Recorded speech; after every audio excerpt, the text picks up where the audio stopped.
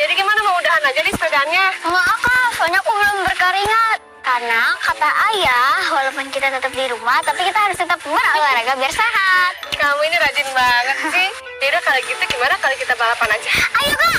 Oh ya? Oh udah. Tapi sebelumnya kita sapa dulu nih adik-adik ada di rumah. Halo adik-adik, gimana kabar kalian? Semoga selalu dalam keadaan sehat ya. Dan tetap semangat belajar. Wah, yuk kita balapan. Ayo ya. 1, 2, 3. Tungguin curang kamu Adek, tungguin.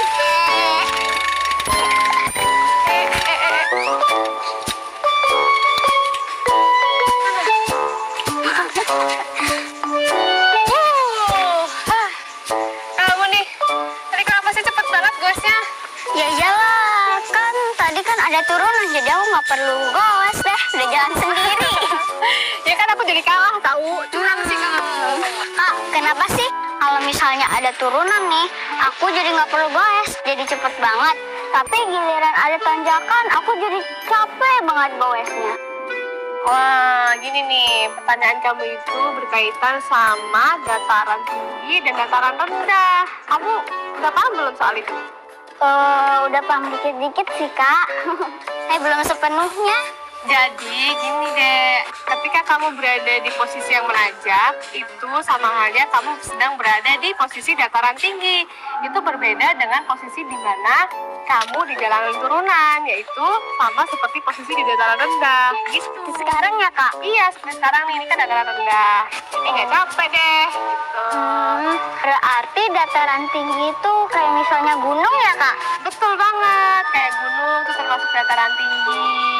Terus kalau dataran rendah contohnya apa, ayo? Dataran rendah pantai. Pinter. Oke, aku udah paham.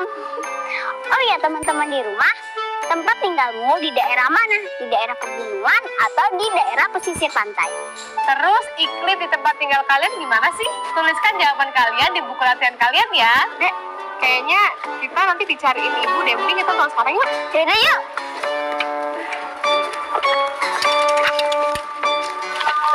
Yuk, yuk ya.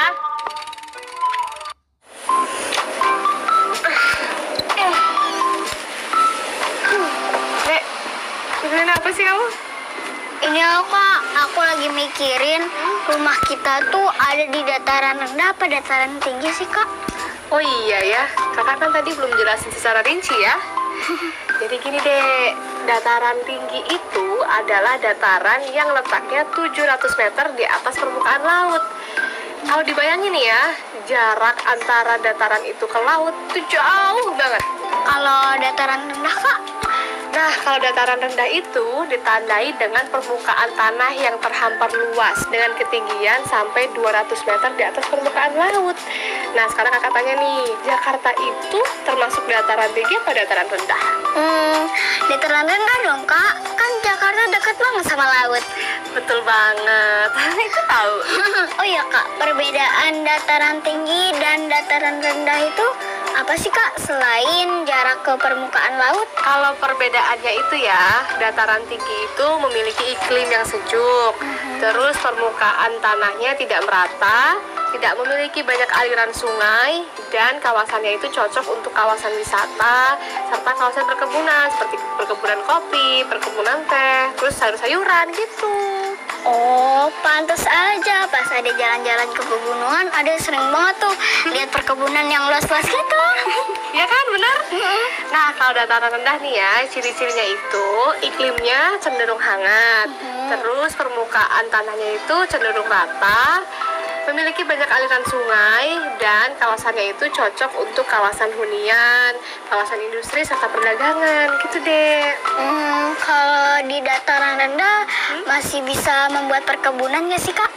Bisa aja sih, tanaman yang biasanya ada di dataran rendah itu biasanya kayak kelapa, padi, sama tebu. Udah kak, Ade udah paham nih sekarang. Udah paham ya? Tapi ini ya dek, ini kamu harus ingat satu hal. Dimanapun kamu tinggal, mau itu di dataran tinggi atau dataran rendah, menjaga lingkungan hidup itu sangat penting ya. Oh, jadi contohnya kayak tidak boleh membuang sampah sembarangan ya? Pinter banget. Dek, mendingan kita sekarang masuk mandi bersih-bersih yuk. Karena abis ini kakak punya permainan yang seru banget buat kamu. Beneran kak? Iya. Asik. Ya udah, Ade mandi duluan ya. Masuk. Padahal lepas. Kasih.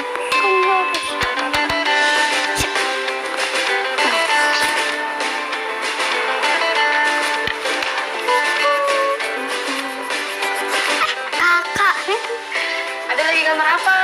ini Kak, aku lagi gambar dataran tinggi. Gunung maksudnya.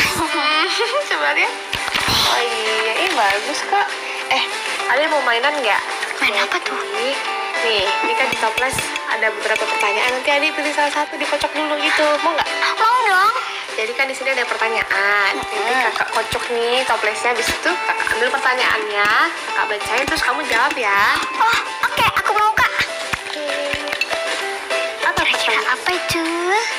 Wah, ini nih pertanyaannya nih. Apakah yang disebut dengan dataran tinggi? Oh, ada tahu Kak. Dataran tinggi adalah dataran yang ada di ketinggiannya melebihi 700 meter di atas permukaan laut. Contohnya pegunungan. Kayak gambar aku yang ini nih, yang aku lagi buat. Wah, bener kamu jawabannya. Dan sekarang kakak ambil lagi ya. Lanjut ke pertanyaan berikutnya, oke? Oke. Lihat, apa ini pertanyaannya? Tuh, apakah yang disebut dengan dataran rendah? Disebut dataran rendah karena ketinggiannya sampai dengan 200 meter di atas permukaan laut, Kak. Yeay, benar banget. Yeay. Kita lanjut lagi? Oke. Yang mana Ke soal ketiga. Oke. Apa ya kira-kira soalnya? Ah, ini nih soalnya nih. Sebutkan minimal 2 ciri-ciri dataran tinggi. Aku tahu Kak, aku tahu. Apa? Iklimnya sejuk Kak. Terus cocok untuk ditanami perkebunan teh, bunga, dan sayuran. Betul sekali. Yeay, hebat. Tadi aku jawabnya benar semua loh. Ih, pinter deh kamu, mantap. Nah, kalau ini pertanyaan untuk adik-adik yang di rumah nih. Jika kamu tinggal di dataran tinggi, bagaimana cara kalian beradaptasi dengan keadaan lingkungan? Diskusikan dengan ayah bunda atau anggota keluarga kalian ya. Untuk melanjutkan pertanyaan berikutnya, kakak juga mau nih ngajakin adik-adik yang di rumah untuk kerjain pertanyaan-pertanyaan yang akan kakak kasih nanti. Tulis di buku latihan kalian ya. Kita lanjutin ya, Dek. Yuk. Halo adik-adik semua, semoga masih semangat ya. Karena kunci keberhasilan itu adalah belajar dengan tekun. Wah, Kak, Ade juga punya tugas seperti ini di buku latihan. Yuk kalau gitu kita bahas bersama-sama ya. Sekarang lihatlah daerah tempat tinggal kamu. Apakah kamu tinggal di daerah dataran tinggi atau dataran rendah? Sebutkan penampakan alamnya dan ciri-cirinya. Lalu isilah kolom ini dan kerjakan di buku tugas kalian ya. Nah, untuk adik-adik yang di rumah, isi soal latihan ini berdasarkan daerah tempat tinggal kamu ya. Teman-teman, setelah kita belajar banyak hal mengenai dataran tinggi dan dataran rendah, kita mendapatkan beberapa kosakata baru. Yuk, kita pahami bersama. Industri yaitu kegiatan memproses atau mengolah barang dengan menggunakan sarana dan peralatan, misalnya mesin. Kakak lanjutin ya. Iklim adalah keadaan hawa pada suatu daerah dalam jangka waktu yang agak lama. Sementara kawasan adalah daerah tertentu yang mempunyai ciri tertentu seperti tempat tinggal, pertokoan, industri, dan sebagainya. Kalau curah hujan adalah banyaknya hujan yang turun di suatu daerah dalam jangka waktu tertentu. Kalau yang disebut dengan wisata, kegiatan berpergian bersama-sama bisa untuk memperluas pengetahuan, bersenang-senang, atau sebagainya. Nah, kalau hunian itu adalah tempat tinggal atau kediaman. Jika adik-adik sulit untuk memahami, mintalah bantuan ayah, ibu, atau kakak di rumah ya. Kak, bosen tahu. Bosan ya? Iya. Kakak kayaknya punya permainan seru nih buat kamu. Apa tuh? Tunggu ya. Nih. Permainan apa, Kak? Jadi, kakak kan nih punya beberapa diksi atau kata kan. Nanti kamu pakai diksi ini untuk melengkapi kalimat yang lempang. Nanti kakak bacain kalimatnya. Dan kamu lengkapi kalimat yang lempang itu sesuai dengan diksinya yang cocok. Paham kan? Oh, oke Kak, siap. Oke deh. Kakak bacain dulu ya. Kamu simak baik-baik. Oke, yang pertama. Saat liburan sekolah, Dani dan keluarganya berlibur ke Dieng, sebuah dataran tinggi di Jawa Tengah. Titik-titik, di sana dingin, jadi Dani harus mengenakan mantel tebal. Nah, sekarang kamu pilih nih salah satu kata yang menurut kamu tepat. Coba. Aku tahu Kak. Apa? Jawabannya iklim. Karena iklim adalah hawa di suatu daerah. Pinter, kamu benar. Nah, sekarang kakak lanjutin lagi ya. Plaza Marina adalah titik-titik pertokoan di Surabaya yang banyak menjual telepon seluler dan komputer. Plaza Marina adalah titik-titik. Ayo, kamu pilih salah satu kata yang tepat. Siap. Aku tahu. Jawabannya kawasan. Benar, yeay. Kawasan itu adalah daerah tertentu yang mempunyai ciri-ciri tertentu, Kak. Kayak misalnya Plaza Marina. Ciri tertentunya itu adalah pertokoan. Pintar ya kamu. Ternyata kamu udah paham ya sama istilah baru yang sebelumnya kita pelajarin. Nah, adik-adik bisa juga nih melanjutkan latihan melengkapi kalimat yang rumbang ini loh. Caranya dengan menulis jawaban kamu di buku kerja kamu ya. Dan jika teman-teman sudah selesai mengerjakan, jangan lupa ya untuk mencatat bacaan yang kamu baca di jurnal membaca.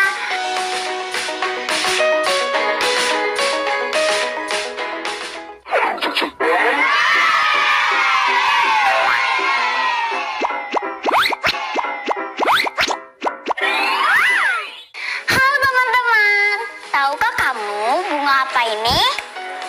Ini adalah bunga bangkai raksasa. Bunga bangkai raksasa merupakan tumbuhan dari suku talas-talasan yang dapat ditemukan di hutan daerah Sumatera loh. Nah, pada gambar berikut ini kita diminta untuk mengukur ketinggian bunga bangkai menggunakan penggaris yang sudah ada di sebelahnya. Kira-kira menurutmu ketinggiannya berapa ya? Yuk tuliskan jawabanmu pada buku latihanmu ya. Dek, itu kamu bikin dua gunung. Terus ini perbedaan yang ini sama yang ini tuh apa? Oh, kalau yang ini itu gunungnya lebih pendek Kak. Kalau ini dia lebih tinggi. Itu kakak bawa apa? Ini kakak bawa busur. Nah, busur ini bisa kamu pakai untuk mengukur besar sudutnya. Tuh, Oh gitu. ya? Iya dong. Gimana caranya Kak? Kakak cerita dulu ya. Kamu tahu nggak Gunung Sangiang? Enggak Kak. Ini Gunung Sangiang yang memiliki ketinggian puncak 1949 meter di atas permukaan laut. Berbeda dengan dataran rendah, lereng hingga puncak gunung membentuk sudut dengan garis permukaan air laut atau garis dataran di sekitarnya. Aku masih kurang paham nih Kak. Yuk kita ingat kembali mengenai sudut. Sudut adalah daerah yang dibatasi oleh dua sinar garis atau kaki sudut yang titik sudutnya berhimpit atau sama. Terus Kak? Nah, makin kecil ukuran sudut yang dibentuk oleh gunung, maka makin landai gunung tersebut. Namun sebaliknya, semakin besar ukuran sudut yang dibentuk oleh gunung, maka makin curam juga gunung tersebut. Oh ya, aku paham Kak. Oke, kakak lanjutin kembali ya. Coba deh adik perhatikan perbedaan kedua gambar ini. Agar lebih jelasnya, perhatikan sudut yang ada di bawahnya. Berbeda bukan? Iya Kak. Nah, walaupun alas sudut memiliki panjang yang sama, perbedaan ukuran sudut membuat ketinggian segitiga menjadi berbeda. Hasilnya, gunung pertama lebih curam dan gunung kedua lebih landai. Wah, mirip seperti gunung yang dibuat Ade ya. Iya. Oh ya Kak, terus kalau misalnya nih ya, mau mengukur busur derajatnya gimana Kak? Nah, hal pertama itu menamai titik sudutnya dulu, Dek. Misalnya sudut A, B, C. Lalu yang kedua, kita lihat dulu besar sudut dari benda yang ingin kita ukur, lalu tarik garis kaki sudut. Nah, kalau kita lihat dari gambar ini, sudut yang lebih besar membentuk segitiga yang lebih tinggi. Sebaliknya, jika sudutnya kecil, maka membentuk segitiga yang lebih kecil. Wah, Ade jadi paham Kak. Sekarang Ade pinjam busur derajatnya ya Kak. Silakan. Oh iya, setelah ini ada tugas lain nih Kak. Nanti kalau ada yang tidak jelas, aku boleh tanya kakak kan? Pastinya dong, selesain aja dulu mengukur gunungnya ya.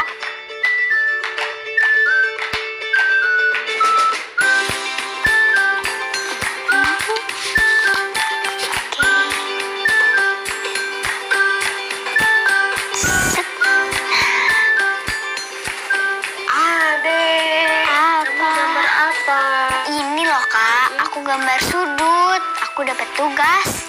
Oh, gambar sudut ya? Ini tugas lain yang tadi Adi bilang itu? Iya kak, Ade dan teman-teman disuruh menggambar 5 buah sudut yang memiliki ukuran berbeda kak. Soal yang kedua, kemudian di sudut-sudut tadi diurutkan dari yang terkecil sampai yang terbesar. Dan soal yang ketiga menggambar sepasang sudut yang memiliki ukuran yang sama dengan menggunakan busa derajat. Nah, tugas Adi udah hampir selesai nih kak.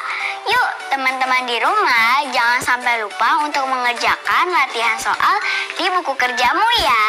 Kalau gitu, Adi mau nggak sore ini main sepeda? Tapi tunggu dulu kak. Ada satu soal lagi punyaku yang belum selesai. Soalnya tentang apa emangnya? Ini loh kak. Oh, ini ya. Oke, ya udah kalau gitu kita kerjain bareng-bareng aja ya. Tapi aku masih bingung kak caranya gimana. Oke, kalau gitu perhatikan baik-baik ya. Pada gambar pertama sudut P dibandingkan dengan sudut Q besar atau lebih kecil. Yuk, adik-adik di rumah juga ikut menjawab ya. Bisa juga menggunakan busur derajatmu. Jawabannya lebih besar kak. Betul sekali. Jadi kalau jauh lebih besar ditulisnya menggunakan simbol seperti ini ya. Tapi jika nilai sudutnya lebih kecil ditulis menggunakan simbol lebih kecil. Tapi kalau besarnya sama gimana dong kak? Nah, kalau besar sudutnya sama, Adi bisa menggunakan simbol sama dengan. Oh, kayak gitu. Makasih ya kak. Teman-teman, yuk kita kerjakan soal latihannya di buku kerjamu ya. Halo adik-adik, masih berhubungan dengan materi sudut yang tadi kita bahas. Pernahkah kamu melihat tebing? Nah, gambar ini adalah tebing Koja yang berada di Tangerang, Banten dan terkenal akan keindahannya loh. Kira-kira garis merah tersebut membentuk sudut siku-siku atau tegak lurus dengan permukaan air? Sudut siku-siku kak. Wah, tepat sekali jawaban kamu. Masih ingat kan jenis-jenis sudut? Ingat sih kak, tapi udah lupa dikit-dikit. Kalau gitu, yuk kita ingat kembali bersama-sama macam-macam jenis sudut. Yang pertama ada sudut siku-siku, memiliki sudut dengan ukuran 90 derajat.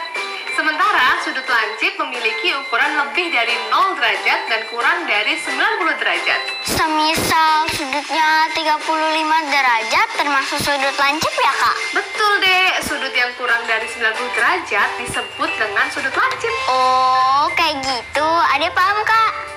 Oke, berikutnya ya. Ada sudut tumpul dan sudut lurus.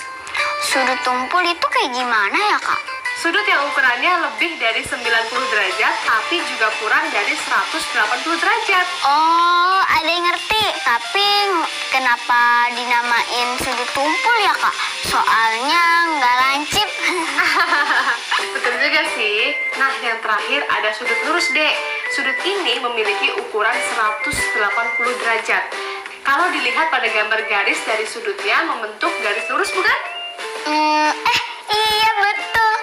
Sekarang yang bikin ada penasaran itu, gimana sih cara menghitung yang tepat menggunakan busur derajat? Kalau gitu, yuk kita coba perhatikan gambar berikut ini. Kita mengenali bagian-bagian busur derajat ya.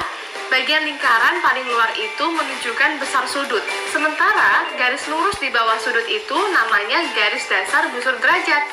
Sedangkan garis berwarna merah itu merupakan titik pusat busur derajat. Langkah pertama, siapkan sudut yang akan kita ukur.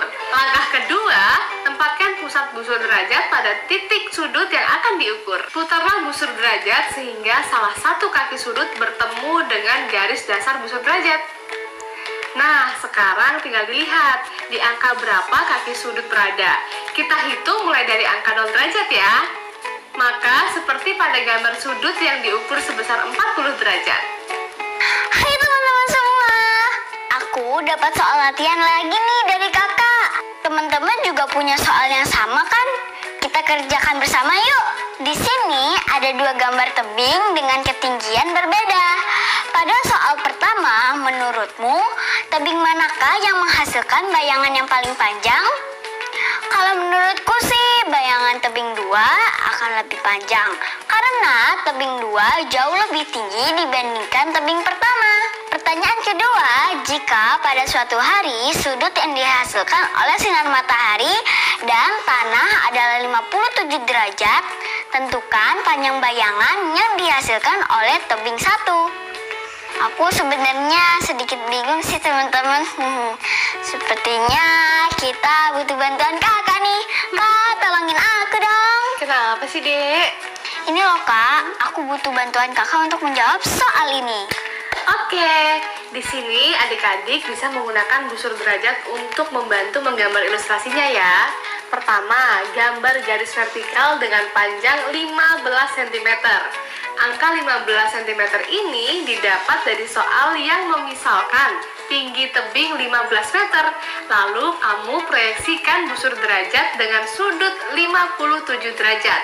Dari sudut tersebut, tariklah garis diagonal dan hubungkan dengan batas atas garis vertikal yang sudah kamu buat sebelumnya. Kemudian, masih dari titik sudut yang sama, tariklah garis horizontal dan hubungkan batas bawah garis vertikal tersebut hingga membentuk sebuah segitiga. Nah, untuk menjawab pertanyaan pada soal, hitung panjang garis horizontal tadi. Kamu akan mendapatkan panjangnya 9 cm. Artinya, panjang bayangan tebing pada soal tersebut adalah 9,5 meter. Wah, gitu ya kak caranya. Iya.